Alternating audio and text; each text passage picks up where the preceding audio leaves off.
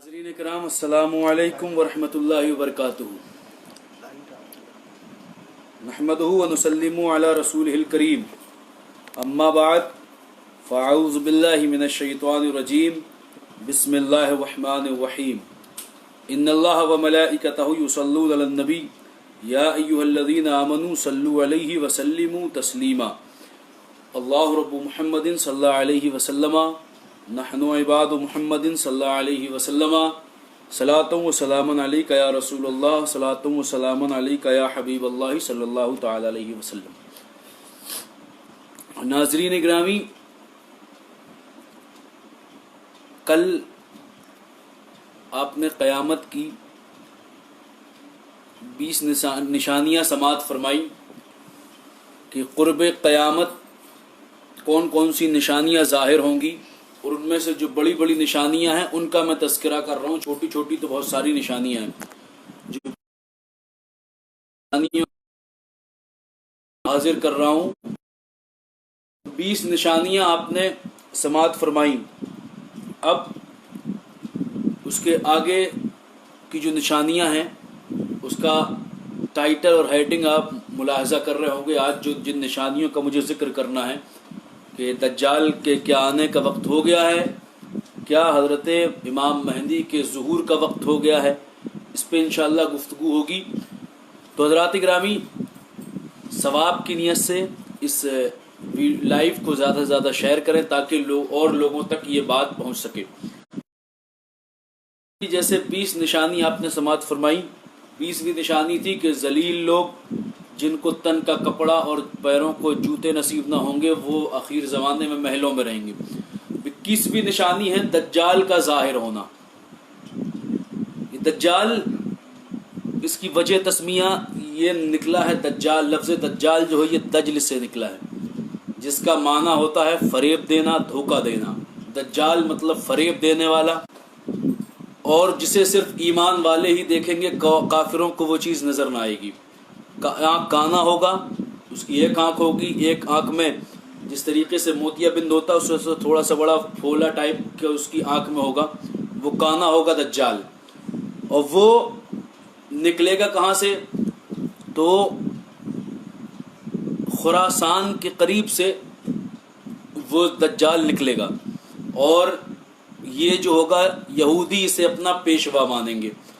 और यहूदी इसीलिए आजकल ये प्रोपगंडा कर रहे हैं और दीवार गिरिया जो वो जिस दीवार को वो कहते हैं उसके करीब में है और उसकी तरफ मतवज्जह है कि हमारा मसीहा आने वाला है। दज्जाल यहूदियों का मसीहा मानेंगे यहूदी उसे। और ये दज्जाल जो आएगा ये 40 दिन में पूरी दुनिया में सफ़र करेगा, सिवाय हरमैन तय्यबैन के। मदीनतुल मुनव्वरा वो ना जा पाएगा, मक्कतुल मुकर्रमा वो ना जा पाएगा। इधर मदीना शरीफ जैसे ही जाएगा फरिश्ते उसे मार के भगा देंगे, मक्का शरीफ की तरफ बढ़ेगा तो उसे मार के फरिश्ते भगा देंगे। अल्लाह रब्बुल इज़्ज़त फरिश्तों के ज़रिए मक्कतुल मुकर्रमा और मदीनतुल मुनव्वरा की हिफाजत फरमाएगा उस दज्जाल से। तो ये 40 दिन में पूरी दुनिया का सफ़र करेगा। अब आप सोचें 40 दिन, और 40 दिन में जो वो सफ़र करेगा तो उसका एक दिन जो होगा, पहला दिन जो होगा वो साल भर के बराबर होगा, दूसरा दिन महीने भर के बराबर होगा, तीसरा दिन हफ्ते भर के बराबर होगा, और बकिया जो अय्याम होंगे, बाकी जो दिन होंगे वो 24-24 घंटे के होंगे। और ये 40 दिन में बहुत शदीद फितना फैलाएगा और 40 दिन में पूरी दुनिया को घूमेगा, पूरी दुनिया में फितना फैलाएगा। अब आप ज़रा सोचें, आज के दौर में अगर ये बात की जाए कि 40 दिन में आदमी दुनिया घूम सकता है तो भी मुश्किल है, क्योंकि इतने ज़्यादा एयर और जेट इतने ज़्यादा एक्टिव नहीं और न इतनी ज़्यादा स्पीड में। मगर अभी उसके ज़ाहिर होने का बहुत ज़माना बाकी है, वो अभी कई सदियों के बाद आएगा, क्योंकि उसके ज़ाहिर होने की सबसे बड़ी निशानी ये है कि वो उस वक्त में ज़ाहिर होगा जब लोग उसको भूल जाएंगे, कोई उसका तज़किरा नहीं करेगा। यहाँ तक के मिंबर से उलमा भी उसका तज़किरा नहीं करेंगे, उसका तज़किरा लोग भूल जाएंगे, तब वो आएगा। आज से 1450-1500 साल पहले मेरे रसूल ने इरशाद फरमाया कि वो आएगा और 40 दिन में پوری دنیا کا سفر کرے گا. تو 1500 سال پہلے یہ بات بڑی دشوار تھی. وہ زمانہ جو تھا وہ اونٹوں پر سفر کرنے کا تھا, گھوڑوں پہ سفر کرنے کا تھا. اس میں یہ ممکن نہیں تھا. مگر جس زمانے میں وہ آئے گا اس زمانے میں یہ بہت چھوٹی سی بات ہو جائے گی, 40 دن میں پوری دنیا کا سفر کرنا. آج 1500 سال کے مقابل وہ سفر جو کئی مہینوں میں ہوا کرتے تھے آج کئی گھنٹوں میں ہو جاتے ہیں. آج جہازیں ایک گھنٹے میں 1000 کلومیٹر کی رفتار سے چلتی ہیں اور 1000 کلومیٹر کا سفر طے کرتی ہیں. اور ایسی بھی جہازوں پہ کام چل رہا ہے جو چند سالوں کے بعد آئیں گی اور ان کی سپیڈ اتنی ہوگی کہ وہ ممبئی سے اڑیں گی اور 2 گھنٹے میں جدہ پہنچا دیں گی. تو دنیا رفتار پکڑ رہی ہے. تو دجال جس وقت آئے گا اس وقت تو دنیا نے بڑی تیزی پکڑی ہوگی اور بڑی رفتار پکڑی ہوگی. اور وہ کتنی رفتار ہوگی یہ ہم اس کا اندازہ بھی نہیں لگا سکتے. مگر سوچیں, جس چیز کا اندازہ ہم ابھی نہیں لگا سکتے اس رفتار کے تعلق سے میرے آقا نے 14.5 اور 1500 سال پہلے بیان فرما دیا کہ وہ اتنی رفتار میں ہوگا اور جو ہے کہ وہ اتنی رفتار سے سفر کرے گا جیسے بادل ہوا بادل کو اڑاتی ہے, اتنی رفتار سے وہ جائے گا. یہ نشانی ہے کہ وہ ایئر وے کا استعمال کرے گا. تو حضرات گرامی, وہ جس کا ہم اندازہ, جس رفتار کا, جس سپیڈ کا اندازہ ہم آج اس زمانے میں اس ٹیکنیکل یگ میں نہیں لگا پاتے, وہ ساری خبریں مخبر صادق اللہ کے پیارے رسول صلی اللہ علیہ وسلم نے 1400 سال, 1450 سال, 1500 سال پہلے عطا فرما دی. تو ان کی ان خبروں کو دیکھ کر واقعی دل امام اہل سنت اعلیٰ حضرت عظیم البرکت کی زبان میں یہ اقرار کرتا ہے کہ اور کوئی غیب کیا تم سے نہا ہوں بھلا, جب نہ خدا ہی چھپا تم پہ کروڑوں درود. اور کوئی غیب کیا تم سے نہا ہو بھلا, جب نہ خدا ہی چھپا تم پہ کروڑوں درود. حضرات گرامی دیکھیے, اللہ کے پیارے رسول صلی اللہ علیہ وسلم کے علم کا آپ اندازہ لگائیے کہ کب کی بات ہے, کب بیان فرما رہے ہیں. اور پوری جو ترتیب ہے اور جو پورا معاملہ دجال کا رہے گا بالتفصیل اللہ کے رسول صلی اللہ علیہ وسلم نے اس کو بیان فرمایا کہ 40 دن میں بہت شدید فتنہ پھیلائے گا. وہ پہلے آئے گا تو پہلے تو وہ اپنی نبوت کا دعویٰ کرے گا, اعلان نبوت کرے گا وہ کہ میں نبی ہوں. اور یہودی اس کے سپورٹر جو ہوں گے وہ اس کے ساتھ بھی ہوں گے, مگر دعوی نبوت پر بھی وہ بس نہیں کرے گا. اس میں اس کا دل مطمئن نہیں ہوگا, وہ اس میں بھی اطمینان نہیں رکھے گا. وہ اس سے ایک قدم اور آگے بڑھے گا, وہ کرے گا کہ میں خدا ہوں, خدائی کا دعویٰ کرے گا دجال. اور اللہ نے اسے طاقتیں بھی دی ہوں گی, اور طاقتیں اتنی ہوں گی کہ اس کے ایک ہاتھ میں باغ ہوگا, ایک ہاتھ میں آگ ہوگی. جس ہاتھ میں باغ ہوگا اسے وہ جنت کہے گا, جس ہاتھ میں آگ ہوگی اسے وہ جہنم کہے گا. مگر جو باغ نظر آئے گا حقیقت میں وہ آگ ہوگی, اور جو آگ نظر آئے گی حقیقت میں وہ جنت کا ایک باغ ہوگا. حضرات گرامی, تو وہ کہے گا لوگوں سے کہ تو مجھے اپنا رب مان. لوگ کہیں گے ہم تجھے اپنا رب کیوں مانیں, کیسے مان لیں؟ وہ کہے گا میں تیرے ماں باپ کو زندہ کر دوں گا تو تو مجھے اپنا رب مان لے گا. تو لوگ کہیں گے کہ زندہ کر, تو وہ جادو کرے گا, زندہ نہیں کر پائے گا, جادو کرے گا. جادو سے ایک روایت میں آتا ہے کہ جادو سے چوپائے میں اسے اپنے ماں باپ نظر آئیں گے. ایک روایت میں آتا ہے کہ شیاطین اس کے ماں باپ کی شکل میں آئیں گے اور کہیں گے بیٹے اس کی اطاعت کر. تو یہ جو لوگ ہوں گے اس کی جنت کی لالچ میں, اس کے ان کرتب اور ان شعبدے بازیوں کو دیکھ کر اس کے قریب ہو جائیں گے, اس کے متبع ہو جائیں گے, اسے اپنا رب مان لیں گے, اور وہ اسے ان لوگوں کو اپنی جنت میں داخل کرے گا, اور حقیقت میں وہ جہنم میں جائیں گے اور ایمان سے بھی خارج ہو جائیں گے. اب 1 منٹ کے لیے آپ یہاں رکیے. کیا ہماری قوم اس راستے پہ چل پڑی ہے؟ چمتکار کو نمسکار کرنے کے راستے پہ ہماری قوم چل پڑی ہے؟ اگر آپ اپنی قوم کا ملاحظہ کریں تو چل پڑی ہے.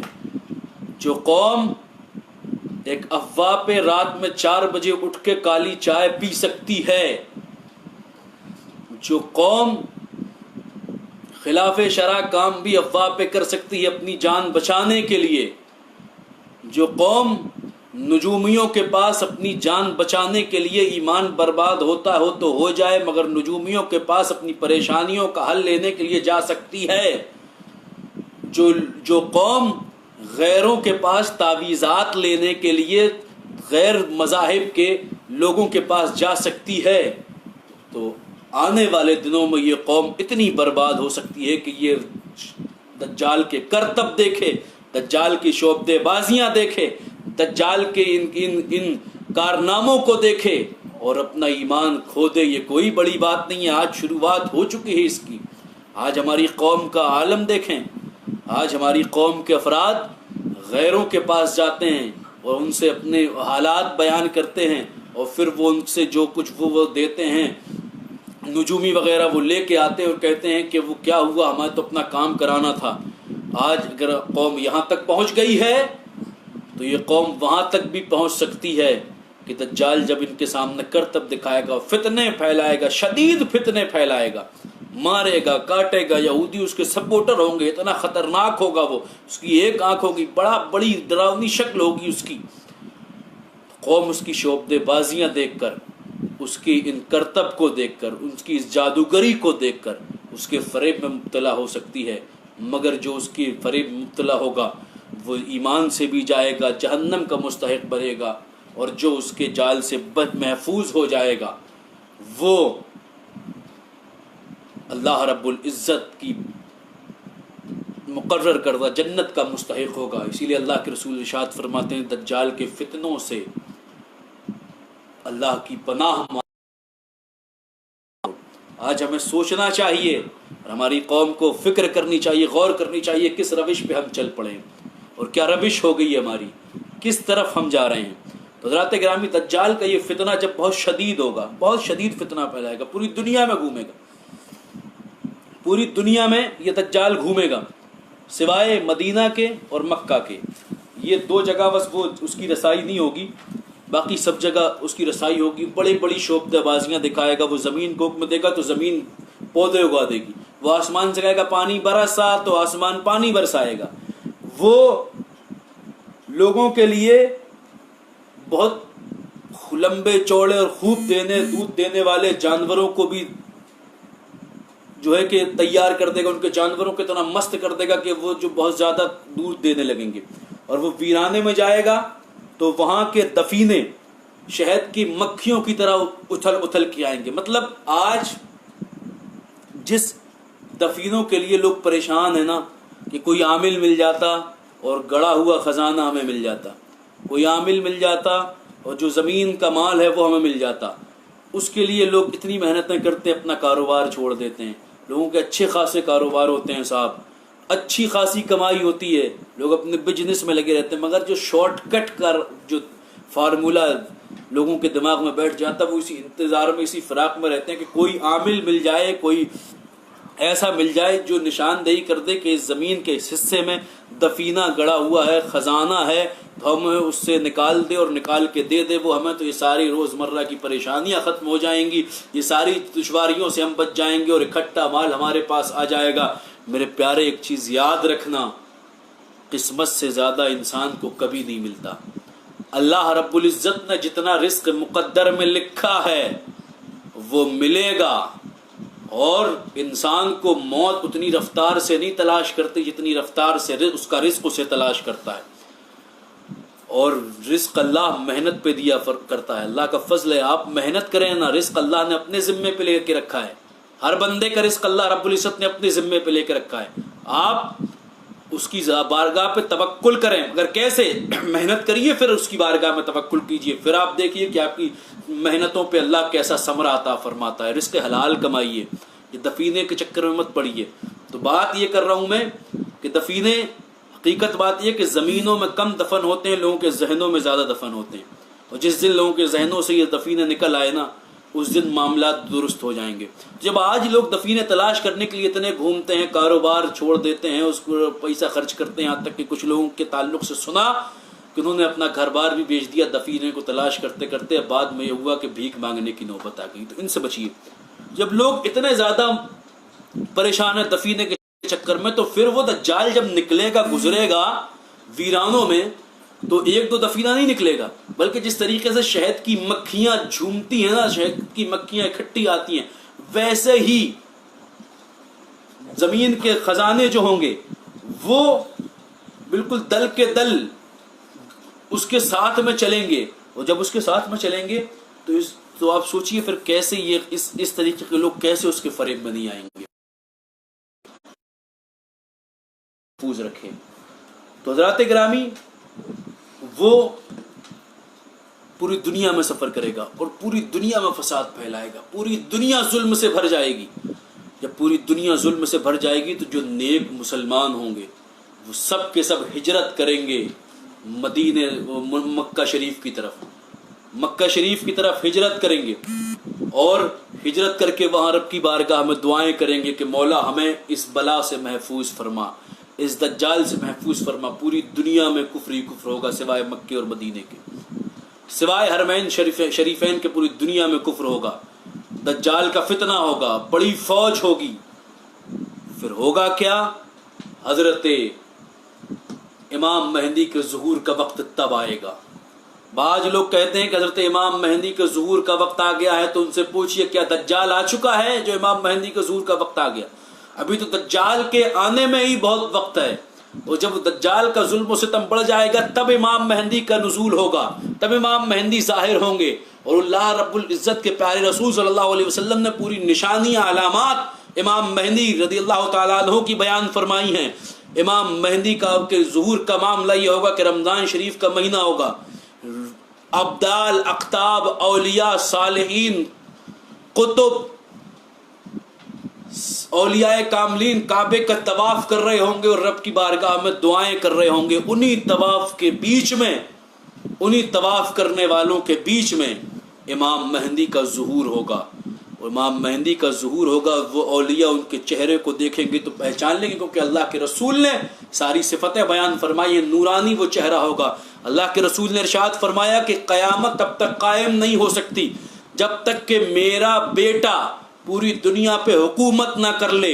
اور وہ جو میرا بیٹا ہوگا وہ میرا ہم نام ہوگا, اس کا نام بھی محمد ہوگا, اس کے والد کا نام بھی عبداللہ ہوگا, وہ میرے بیٹے حسن کی اولاد سے ہوگا. تو حضرت امام مہدی حسنی سید ہوں گے جو مدینہ شریف میں پیدا ہوں گے مگر چھپے رہیں گے. ان کا ظہور مکے میں حالت طواف میں ہوگا. جب اولیاء, ابدال, اقطاب انہیں پہچان لیں گے تو ان سے بیعت کے لیے عرض کریں گے. وہ تھوڑا سا جھجکیں گے تو پھر عاطف غیبی سے آواز آئے گی, ھذا خلیفۃ اللہ المہدی فسمعوا له واطیعوا, کہ یہ اللہ کا خلیفہ مہدی ہے, اس کی بات سنو اور اس کی اطاعت کرو. حضرات گرامی امام مہدی اس وقت سب کو بیعت کریں گے اور پھر یہ نکلیں گے دمشق کی طرف.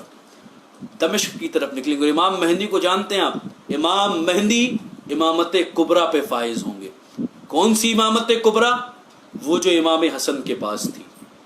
امام حسن سے چلتے چلتے امام حسن عسکری کے پاس آئی, اور وہ امام حسن عسکری کے بعد سیدنا سرکار غوث اعظم کے پاس غوثیت کبریٰ آئی, اور سیدنا سرکار غوث پاک امام مہدی کو وہ غوثیت کبریٰ عطا فرمائیں گے, اور وہ امام زمانہ ہوں گے.